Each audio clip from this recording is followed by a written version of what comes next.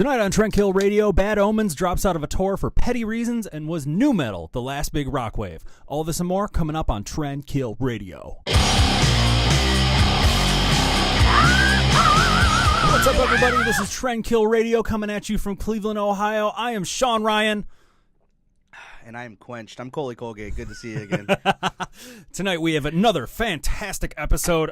Let's just get it started right now. All right, first we start off with a band called Bad Omens. They were set to go out on tour with Census Fail and one of my personal favorites, Amity, Affliction. Yeah, sick band. Both of them. The day before they were about to announce the tour, they drop out. Yeah. Census Fail goes out and publicly just goes, Bad Omens did not like the size of their logo on our poster art, and so they dropped out. That's the pettiest thing. If it's true, that is the pettiest thing I've ever heard. It's also the stupidest thing I've ever heard, because that is a sick fucking tour for that band to be on. No matter how big their name is on the fucking flyer or whatever. Like, that's I know, insane. And you know what? That's a little bit of bullshit, because, I mean, everybody has seen, like, a big concert festival, or let's just, like, pretend like a Riot Fest or something in Chicago, or even the old Ozfest or something. So, it was brought up in the comments that, someone posted Ozfest 99, and Slipknot was at, like, almost the very bottom in, like, one of the tiniest little things. They were playing, like, first or second, like, every day that summer.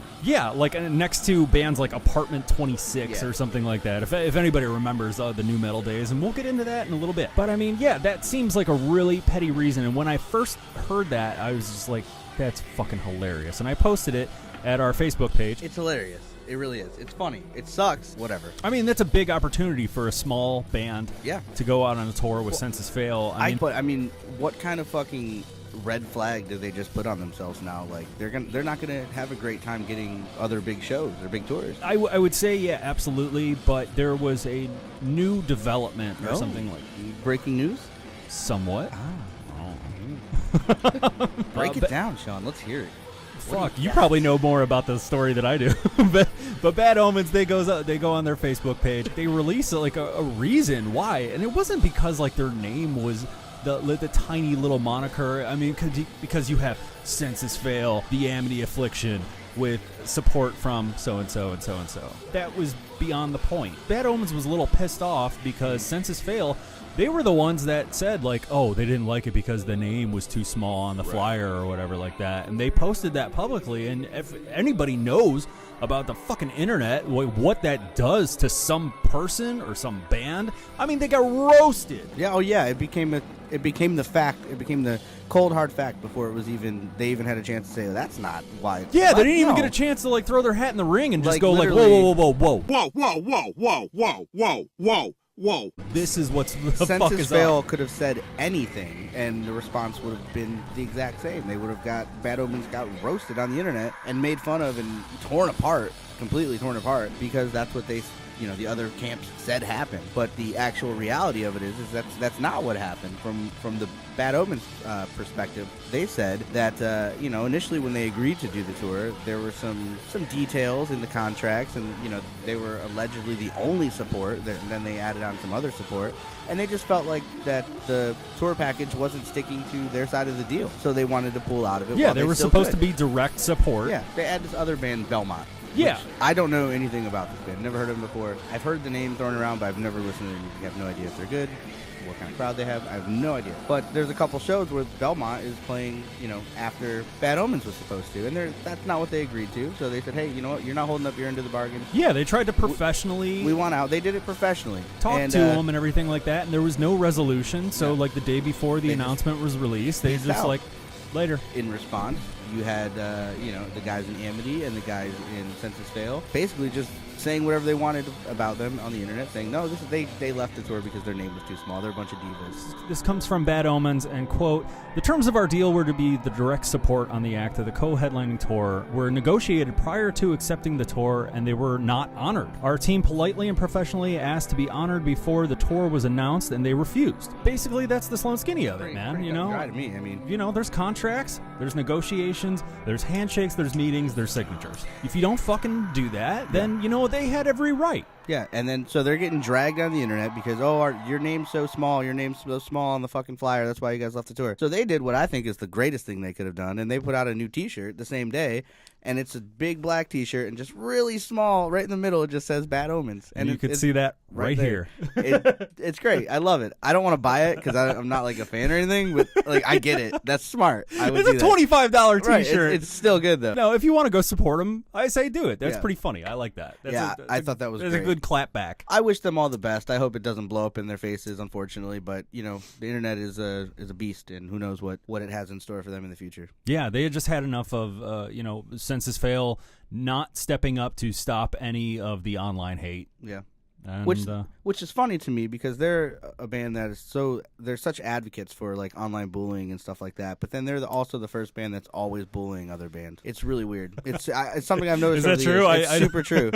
It's something they do all the time. Well, Buddy especially, he does it all the time. Whatever. I like Census Fail. They got a couple jams that I'm a huge fan of. And on to our next story, we have Jonathan Davis was recently on Jamie Josta from Hatebreed, his podcast called The Josta Show. He spoke about how he believes nu metal will be the last era of big rock bands. I agree. I disagree. And I'm just going to quote Jamie Josta. He had said, I wonder if that can still happen nowadays. Whatever the big bands that are out now, can they have an impact? He continued, I guess I see it with Five Finger Death Punch and Bad Wolves, which is kind of, you know what? I'll save that for a second.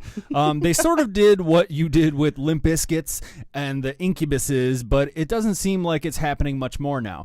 And if I may just kind of get off topic, Bad Wolves, I mean, I understand that they were on a big tour with a Five Finger Death Punch recently. They have a huge hit, and it was the only rock song to go platinum in the entire year so far of 2018. It doesn't look like anything like that's going to happen. That zombie cover? It was a fucking zombie cover. Yeah, from the Cranberries. I hate it that went song. Platinum. Bad Wolves, like, I think they're gonna do all right, and they're gonna be the next big butt rock band. I don't think so. They haven't proven themselves with their own music. They did a cover. I know they did a cover. So it reminds me a little bit of Orgy, how like their first big song was a cover. Yeah, and then they And skated then, like, with the- Stitches after that, and that was it. Yeah. When did you ever hear of them again? If you were out of that scene. Opticon and Fiction did okay on their second album. Jonathan Davis, he replies, and I quote, "No, not to the same caliber. I've always said that I think the last batch of Korn, Deftones, Limp Bizkit, all those bands from that time are the last guard of that time. They were the last big real rock bands. That time is come and gone. No one is going to do it ever like we did. They're not even going to have the experience. It was larger than life. We were up against pop bands."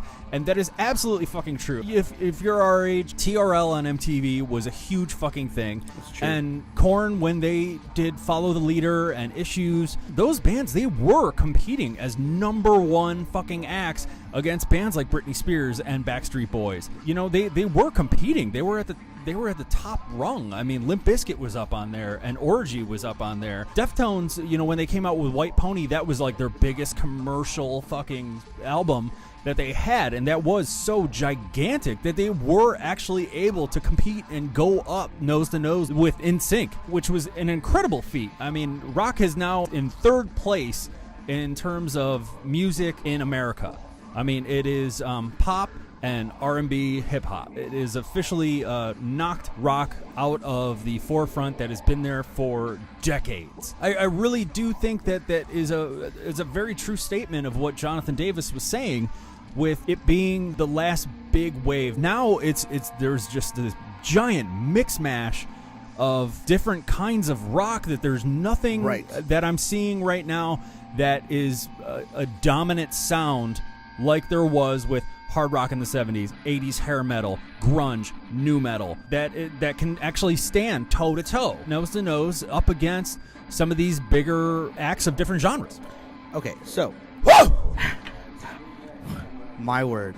Anyways, so while I do agree with pretty much everything you just said, here's why you're wrong in a lot of what you just said. You're right. There were these eras, right? And in the 90s, nu metal happened. Nu metal gave musicians, people who wanted to create music, kids, the idea that, oh, wait, I don't have to stick to this formula of rock and roll. I can add rap, I can add techno, I can add industrial, I can add these things. I can be happy but also have heavy riffs, and I can be, sad but also be poppy in my and music. it not be a 6-minute fucking Right. song because Right. there's a And solo so in there. If you look historically at the way music changed after nu metal, it used to be like, oh, here's rock radio, and then here's alternative, which was nu metal basically, and anything that was a little bit different than regular rock. But now, then emo, screamo, pop punk, like SoCal punk rock, like Authority Zero, shit like that. All that shit happened after nu metal because everyone was like, oh fuck, anything works as long as you do it well. Cool, let's just do what we want to do well, and that's what killed the big bands of rock and roll. If you name the big bands in rock and roll right now, you can't. You can if you say, oh, Five Finger Death Punch is playing in arenas everywhere. Cool, but they're fucking generic. Shinedown, like bands like that. But Shinedown, even they came out right at the tail end of nu metal, like right at the tail end. So like I don't know, you can't even really pair that. Like nu metal created a void in radio because radio was afraid to play a lot of nu metal for a long time because we're a rock station, we're not playing that turntable rap stuff. We're not doing that. You talked about like Britney Spears and NSYNC, and they were in competition. The only place that Korn was in competition with Britney Spears was on TRL. They were not in competition on the charts. They were not in competition for shows. They weren't in competition anywhere. Britney Spears sold tremendously way more records than Korn did in that time.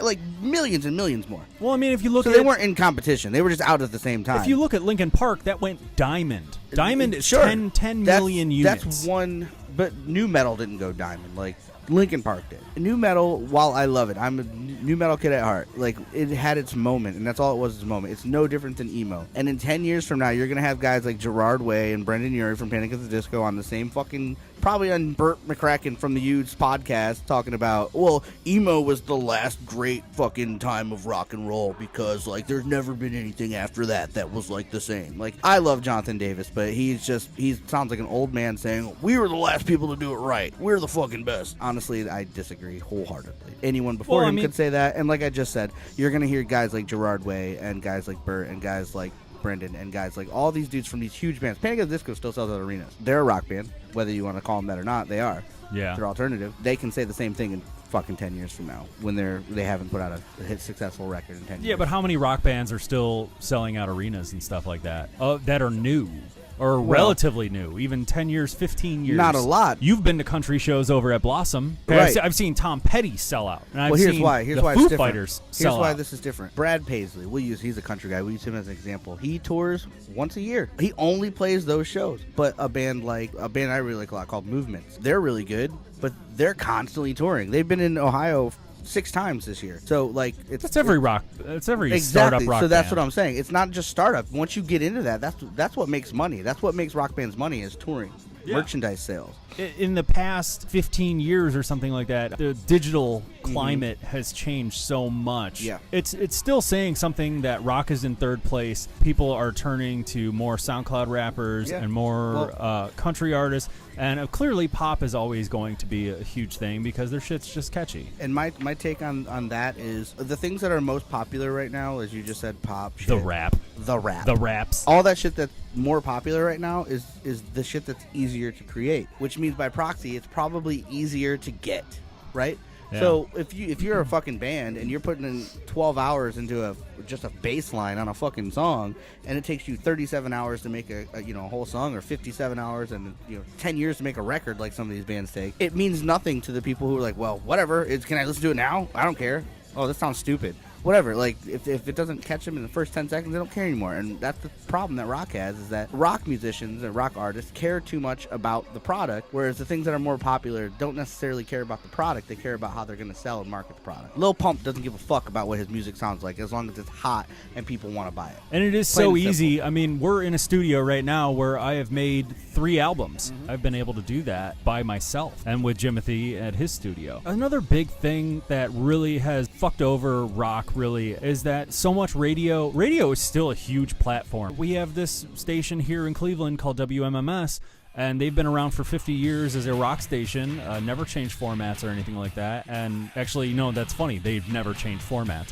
They're playing classic rock. And when I mean classic rock, I'm not just talking about AC/DC and Guns N' Roses and Def Leppard. Yeah, like they're failing to promote and push new bands or whatever, and that's essentially what takes rock out of the forefront. I mean, you're not evolving with the times, because if you go into a pop station, you're not hearing Britney Spears from 1998. No. You're hearing something brand new. that came out just a couple months ago. And you know you're what? hearing When Ariana Grande comes out with another album or another single or something like that, it's going to be replaced like that. And it's 30 times and a she's day. going to go and fucking have 3 million plays over on Spotify. Sure, absolutely. And you're 100% right. One song. You're 100% right. And that's the sick, sad truth of it all. And there's really nothing you can do to change it. I will say, where terrestrial radio fails, satellite radio seems to be picking up the right idea in a lot of the stations where they are playing newer bands so people can discover newer bands.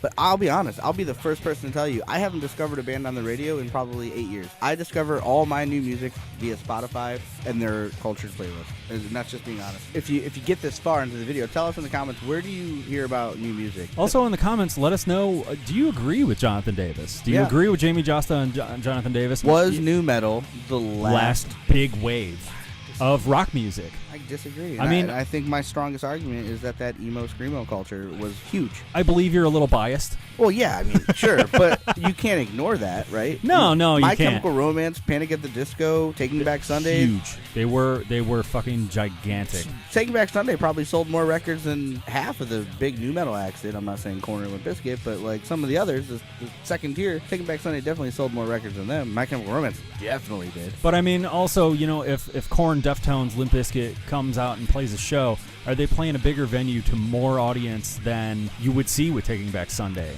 Probably. Or the Ataris. But Taking Back Sunday still tours constantly, so do the Ataris. But if My Chemical Romance reunited tomorrow and said, oh, we're playing fucking Wembley or some other gigantic place, it would sell out in 30 seconds. Sell out. So that's, My Chem, everyone's been waiting for that. I'm waiting for it. Okay, and that is all for us at Trendkill Radio. Thank you guys so much for watching. Subscribe, like, tell your friends, get word of mouth spreading around. When I say what that mouth do, you say talk about Trendkill Radio. Exactly. Also suck dick.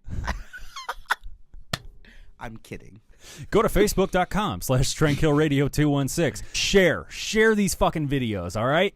And thank you guys so much. I am Sean Ryan. And I am Coley Colgate. And this is Trendkill Radio.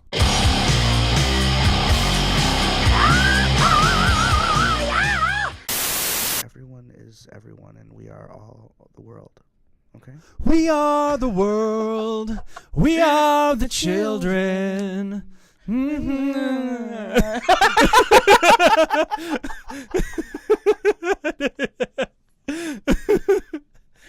both didn't know it. Yeah, I know.